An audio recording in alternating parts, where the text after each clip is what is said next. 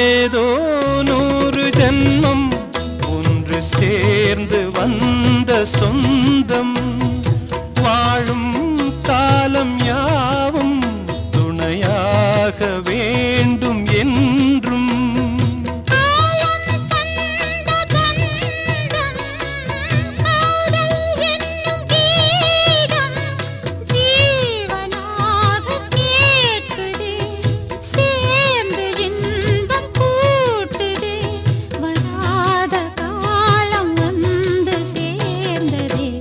ஒரு ராகம் பாடலோடு காதில் கேட்டதோ